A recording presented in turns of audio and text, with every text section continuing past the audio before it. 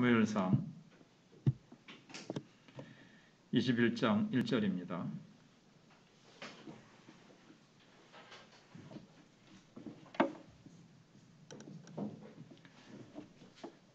다윗이 노베 가서 제사장 아히멜렉에게 이르니 아히멜렉이 떨며 다윗을 영접하여 그에게 이르되 어찌하여 내가 홀로 있고 함께하는 자가 아무도 없느냐 하니 다윗이 제사장 아히멜렉에게 이르되 왕이 내게 이를 명령하고 이르시기를 내가 너를 보내는 것과 내게 명령한 일은 아무것도 사람에게 알리지 말라 하시기로 내가 나의 소년들을 이러이러한 곳으로 오라고 말하였나이다. 이제 당신의 수중에 무엇이 있나이까? 떡 5덩이나 무엇이나 있는 대로 내 손에 주소서 하니 제사장이 다윗에게 대답하여 이르되 보통 떡은 내 수중에 없으나 거룩한 떡은 있나니 이 소년들이 여자를 가까이만 하지 아니하였으면 주리라 하는지라. 다윗이 제사장에게 대답하여 이르되 우리가 참으로 3일 동안이나 여자를 가까이 하지 아니하였나이다. 내가 떠난 길이 보통 여행이라도 소년들의 그릇이 성결하겠거든 하물며 오늘 그들의 그릇이 성결하지 아니하겠나이까 하며 제사장이 그 거룩한 떡을 주었으니 거기는 진설병 곧 여호와 앞에서 물려낸 떡밖에 없었습니다. 이 떡은 더운 떡을 드리는 날에 물려낸 것이더라. 그날에 사울의 신하 한 사람이 여호와 앞에 머물러 있었는데 그는 도액이라 이름하는 에돔 사람이요 사울의 목자장이었더라. 다윗이 아히멜렉에게 이르되 여기 당신의 수중에 창이나 칼이 없나이까? 왕의 일이 급함으로 내가 내 칼과 무기를 가지지 못하였나이다 하니 제사장이 이르되 내가 엘라 골짜기에서 죽인 블레셋 사람 골리앗의 칼이 보자기에 쌓여 에봇 뒤에 있으니 내가 그것을 가지려거든 가지라. 여기는 그것밖에 다른 것이 없느니라 하는지라. 다윗이 이르되 그 같은 것이 또 없나니 내게 주소서 하더라.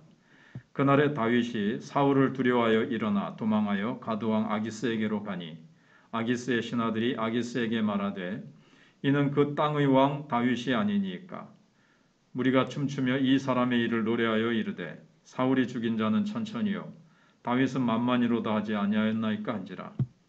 다윗이 이 말을 그의 마음에 두고 가드왕 아기스를 심히 두려워하여 그들 앞에서 그의 행동을 변하여 미친 채하고 대문짝에 그적거리며 침을 수염에 흘리매 아기스가 그의 신하에게 이르되 너희도 보거니와 이 사람이 미치광이로다. 어찌하여 그를 내게로 데려왔느냐? 내게 미치광이가 부족하여서 너희가 이 자를 데려다가 내 앞에서 미친 짓을 하게 하느냐?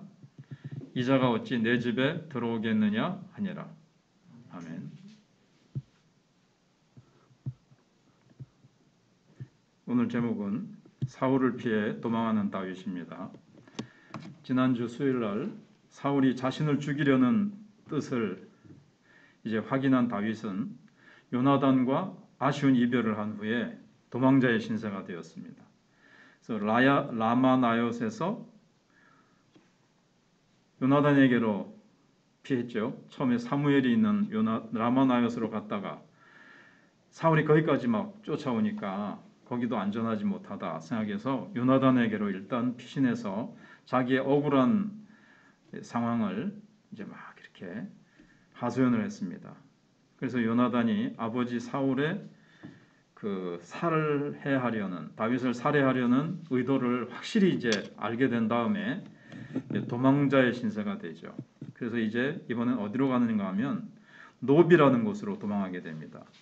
노브는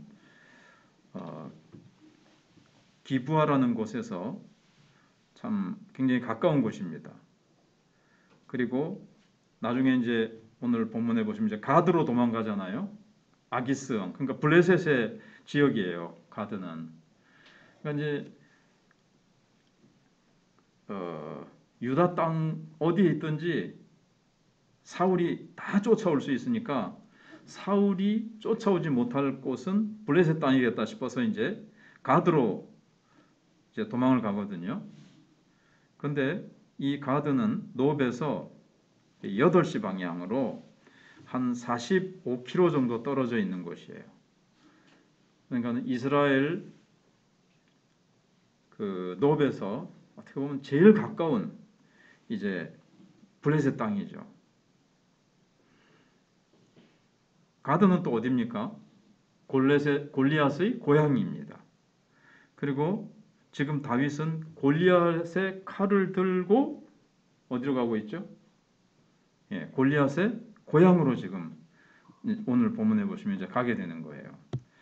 일단 이 노브는 어떤 별명이 있는가 하면 제사장의 성읍이라는 별명을 가지고 있습니다. 왜냐하면 사무엘상 4장 11절에 보면 블레셋이 이스라엘을 공격했을 때 법궤를 빼앗기면서 실로가 파괴가 됐습니다. 그래서 제사장들은 에봇을 가지고 노브로 이동을 한 거예요. 이사를 한 거죠, 이제. 그래서 이제 노브에는 제사장이 있었고 또 성소도 실로에서 노브로 옮겨가게 된 겁니다. 그래서 이제 다윗이 왜 노브로 갔을까? 이제 제사장이 있는 왜 성소가 있고 제사장이 있는 곳으로 갔을까? 이제 어디로 가야 될지 하나님께 묻기 위해서 갔지 않았는가? 또 한 가지는 양식과 무기를 얻기 위해서 간 것으로 보입니다. 이제부터 이 도망자의 신세가 시작이 됐는데 언제 끝날지 모르는 그런 이제 방랑이 시작된 겁니다. 이런 방랑은 결코 겪고 싶지 않는 그런 암흑기와도 같지요. 우리가 영적 생활을 하다 보면, 신앙생활을 하다 보면 이런 때가 하나님이 허락하세요. 이 영혼의 어떤 흑암, 하나님의 임재가 느껴지지 않고 하나님이 나와 함께 하시지 않는 것 같고 어두운 터널 속으로 들어온 것 같은 그런 기간이 있어요. 왜냐하면 하나님께서 더 연단시키시기 위해서 하나님의 임재가 느껴지지 않지만 그럼에도 불구하고 하나님이 나와 함께 하신다라는 것을 내가 굳게 붙드는 감정이나 어떤 눈에 보이는 증거가 전혀 없을지라도 오직 말씀만 붙들고 말씀이 약속하신 것을 내가 붙들고 나아가는 훈련을 하나님이 함께 하시는 거예요. 그리고 하나님이 모든 손을 거두신 것 같아요. 아무런 하나님이 함께 하시는 눈에 보이는 증거들이 안 보여요. 나를 버리셨나?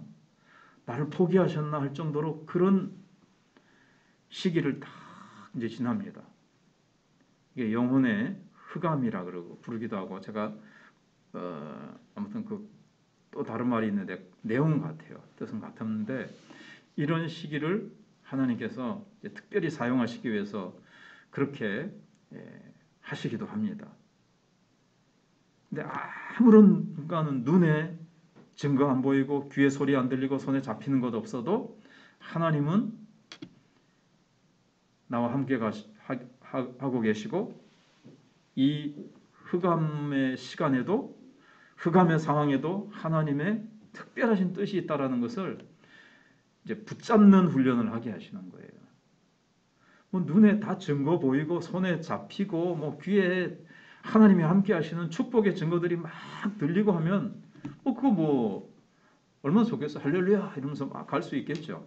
근데 그런 것이 전혀 없는데 없으니까 이거 뭐 내가 뭐 잘못했나 죄 지었나 뭐 별의별 이제 그렇게 되는 거죠. 옆에 있는 사람들도 욥의 친구들처럼 저 사람 죄 많이 지었는 모양이다. 그러니까 저 결과가 저렇지.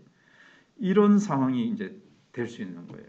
그러나 하나님은 욥을 연단시키시기 위해서 그런 것처럼 다윗도 마찬가지입니다. 왜 이렇게 도망자의 신세, 방랑자의 신세로 오랜 세월을 이렇게 보냅니까?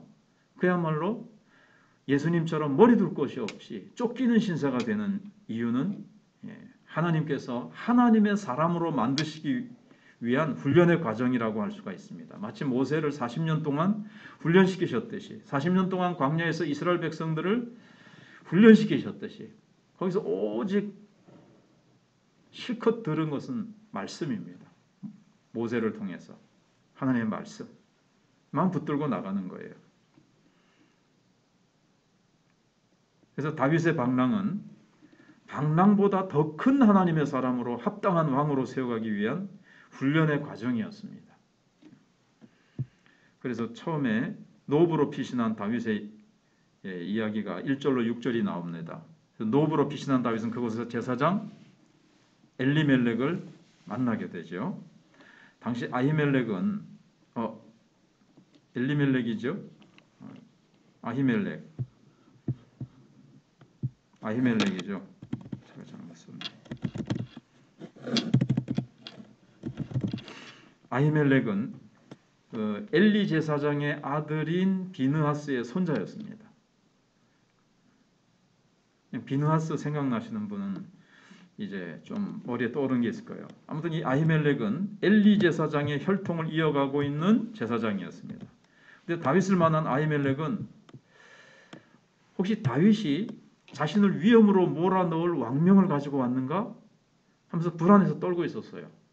아무튼 어떤 문제가 있었냐면은 지금 기브아에서 들려오는 소식들이 보니까 사울이 다윗을 죽이려고 한다는 그런 소문들이 충분히 들려왔겠죠. 그러고 있는데 지금 그렇지 않아도 좀 그런 소문을 듣고 있는데 다윗이 무기도 없이 어떤 뭐 군대도 없이 그냥 소년들 몇 명 데리고 갑자기 왔단 말이에요. 그러니까 뭔가 이 아히멜렉이 좀 불안한 거죠. 그래서 왕의 사위인 당신이 아무도 거느리지 않고 어찌하여 혼자 방문했느냐? 이 불안하니까 이렇게 물어볼 수밖에 없는 거예요. 자신에게도 뭔가 지금 안 좋은 일이 생길 수 있으니까 그렇게 물어본 거죠. 근데 다윗은 진실을 그대로 얘기하면 내가 지금 사울에 지금 쫓기는 중이다. 사울에게. 뭐 이렇게 하면 아히멜렉도 도와줬다가는 나중에 사울에게 화를 당하겠다 싶어서 도와주지 않을 수 있거든요. 그래서 다윗이 거짓말을 하죠.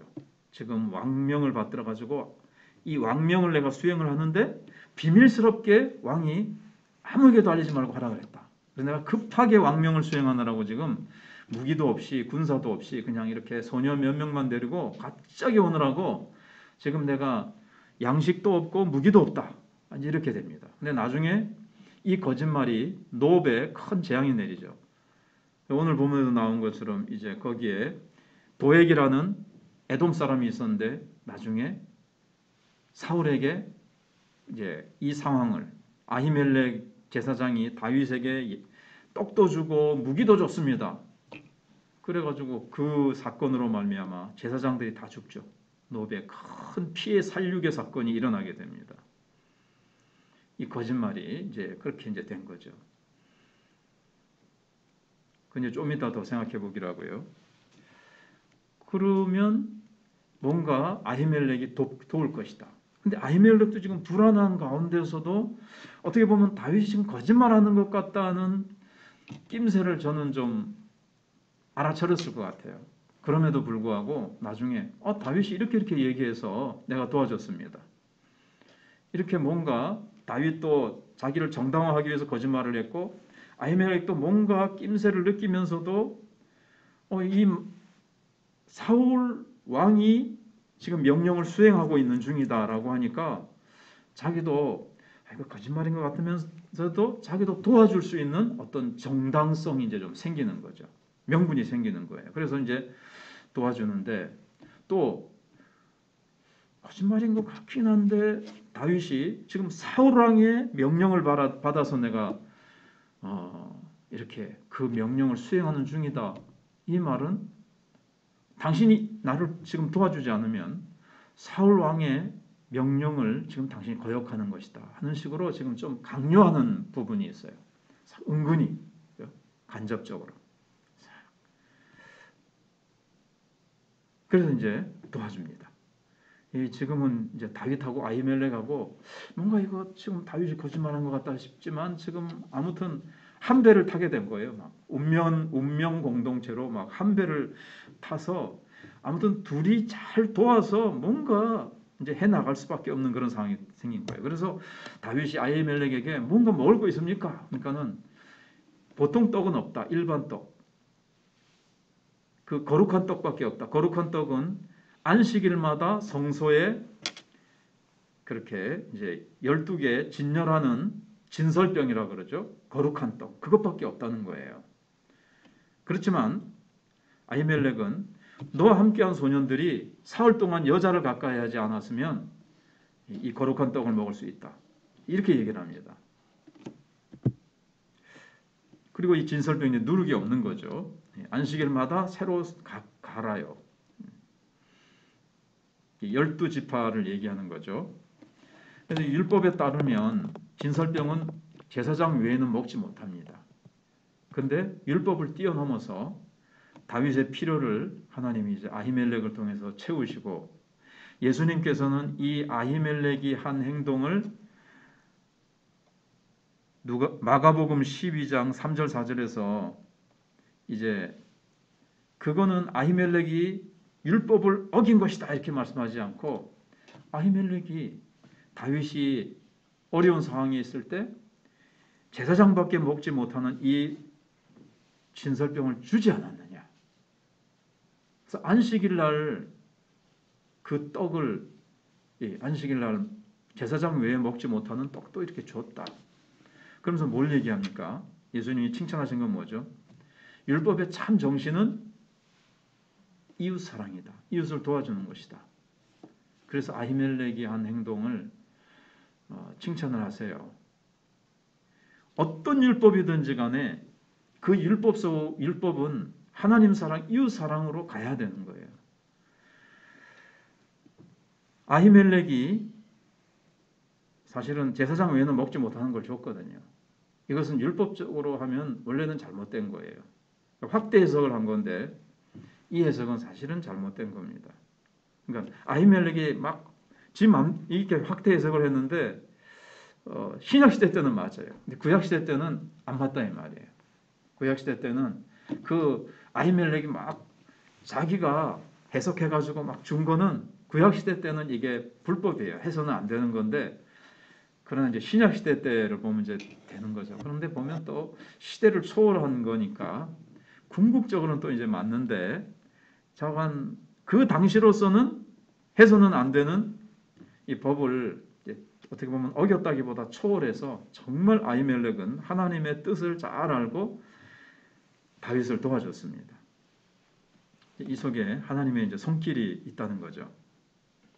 그리고 여기서 이제 우리가 배울 수 있는 게 율법을 오히려 우리는 율법대로 한다고 하면서 사람을 죽이거나 이웃을 고통스럽게 한다거나 우리는 그렇게 해서는 안 된다는 거죠. 율법의 진정한 깊은 뜻은 문자적으로 해석하지 말고 정말 하나님을 이게 사랑하는 것이냐, 이웃을 사랑하는 것이냐, 그걸 이제 잘 봐야 된다는 거예요.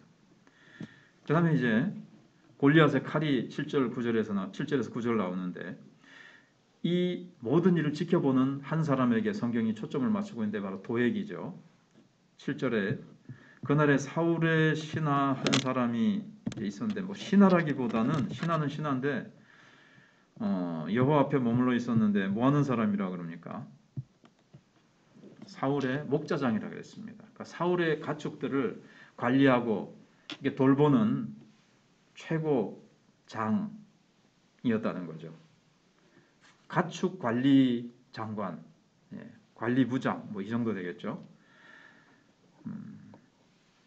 아마 제사 드리는데 이 가축을 어떻게 이제 사용할 것이냐 이런 거 가지고 이제 뭔가 제사장들하고 의논하러 온 것 같아요. 아무튼 성경은 다윗과 아히멜렉의 대화로 다시 이어집니다. 잠깐 나왔죠, 그게. 나중에 22장에 가서 화근이 된다는 거를 여기서 이제 암시를 해주고 뒤에 있는 것과 연결시키기 위해서 거기 도액이 있었다 하는 거죠. 그래서 다윗은 떡 문제를 해결한 후 어떻게 합니까? 창이나 칼 같은 무기가 없는지를 또 묻습니다. 8절에. 그러니까 제사장이 네가 엘라 골짜기에서 죽인 블레셋 사람 골리앗의 칼이 보자기에 쌓여 에봇 뒤에 있으니 네가 그것을 가지려면 가져라. 가지려고 하면 가져라. 이렇게 말을 합니다. 이 칼은 다윗에게 있어 아주 중요한 물건이죠. 그리고 다윗은 아마 여기에 골리앗의 칼이 있을 것이라는 것을 대충 알고 왔을 거라고 보셔도 됩니다. 근데 제가 오래전에 읽은 어떤 책에 보니까 신학교 때 읽었으니까 한 30년 전에 읽었지만 그래도 한번 그 기억이 나는 게 뭐냐면 다윗은 지금 사울이 두려워서 도망가는데 적 적진의 땅에까지 도망을 가는 거예요. 지금은 좀 믿음이 이제 훈련을 받으면서 점점 이제 그러니까 다윗도 연단을 받는 거죠. 골리앗의 칼을 보면 뭐가 생각나야 됩니까? 정말 모든 상황 보지 않고 하나님만 바라보고 만군의 하나님의 이름으로 무기도 없이 그냥 죄악돌 5개 들고 믿음으로 하나님의 이름으로 나갔던 그 다윗의 믿음. 다윗이 그렇게 바라봤던 하나님은 지금 어디 계시냐는 거죠. 그러니까는 적진으로 도망가지 말고 도망갔다가 지금 막 미친 채 하면서 참 하나님의 은혜로 피신해서 나오긴 하지만 소위 수치스러운 일을 당하죠. 왜 그렇습니까? 다윗이 두려워했기 때문에, 사람을 두려워했기 때문에. 그 칼을 보면서 그 골리앗을 쓰러뜨릴 때에 도우셨던 하나님이 언제나 나를 돕고 계신다라는 것을 다윗은 딱 붙들었어야 되는 거죠. 그때. 그게 뚝 떨어졌을지라도 칼을 보는 순간 맞아.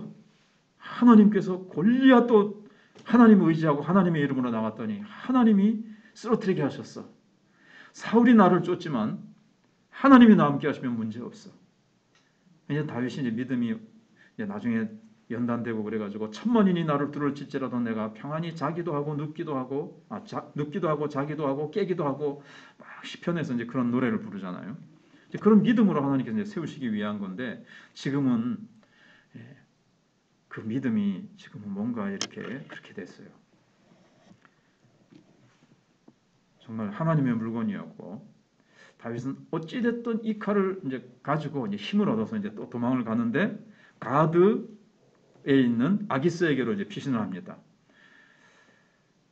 근데 이제 사울의 신하였던 도액이 고발할 것을 두려워해 가지고 이참에 원래 아마 가드까지 도망갈 생각을 했던 것 같긴 해요.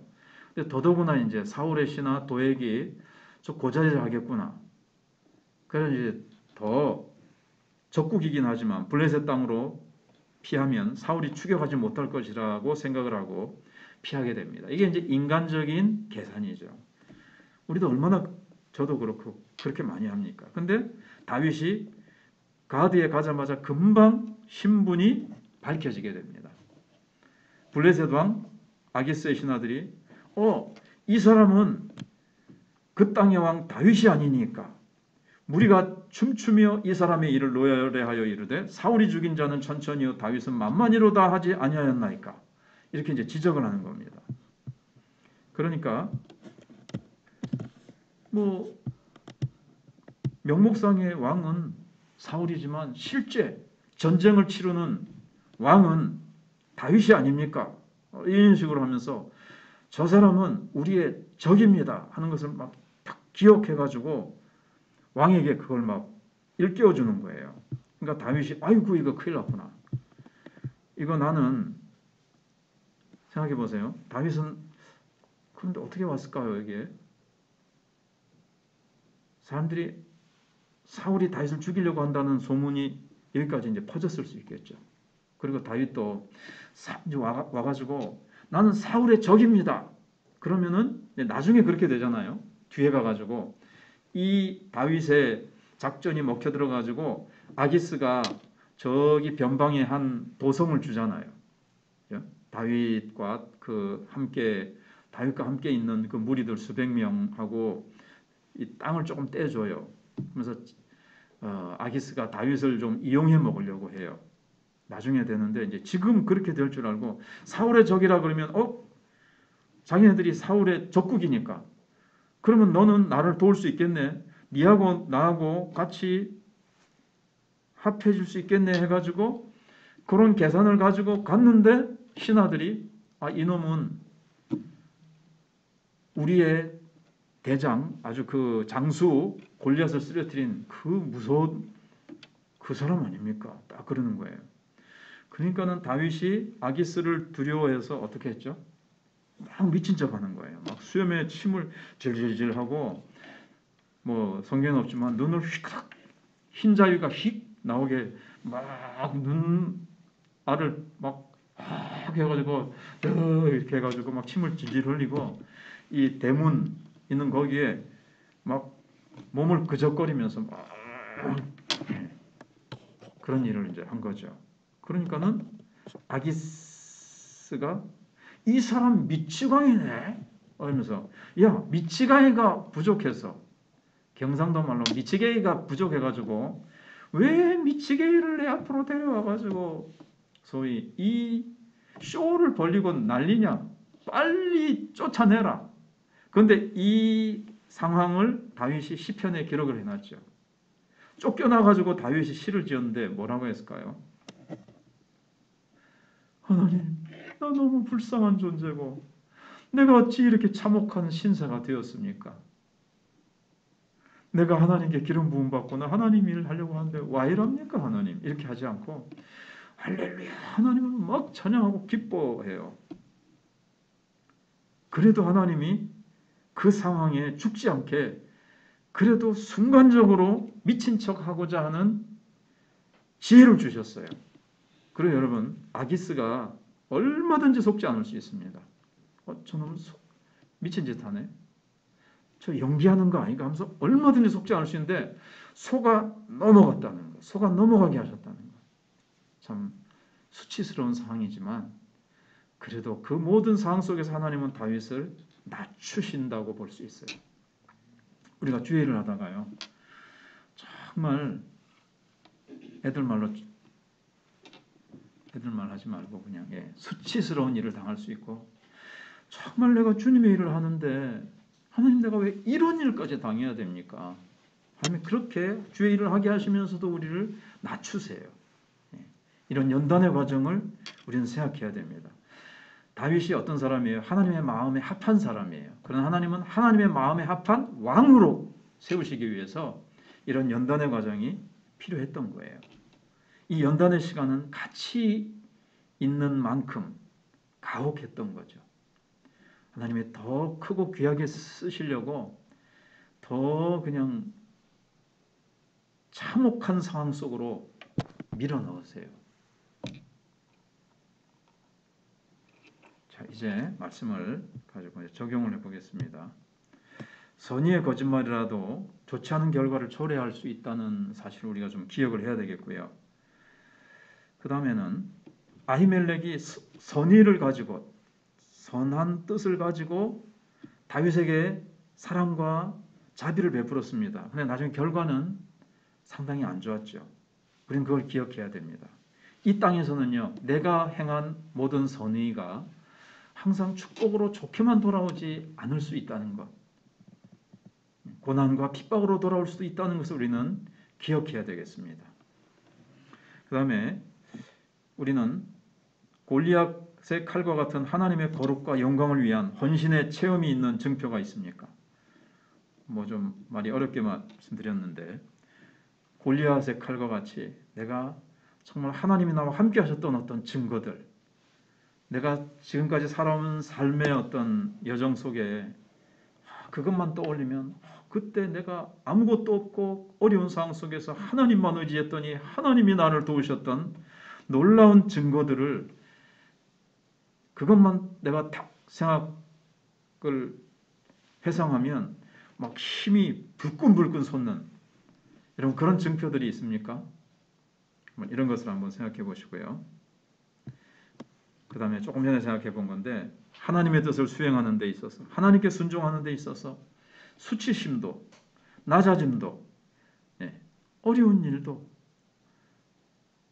내가 이겨낼 수 있느냐 하는 겁니다.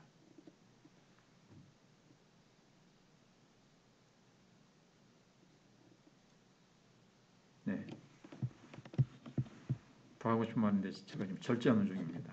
여기서 멈추고 이 말씀을 딱 붙들고 제가 말씀드렸던 적용 같은 것들을 적용을 딱 붙들고 말씀을 한번 쭉 파노라마처럼 딱 생각을 해보시면서 쫓기는 다윗이 했던 행동 여러 가지 것들을 생각하면서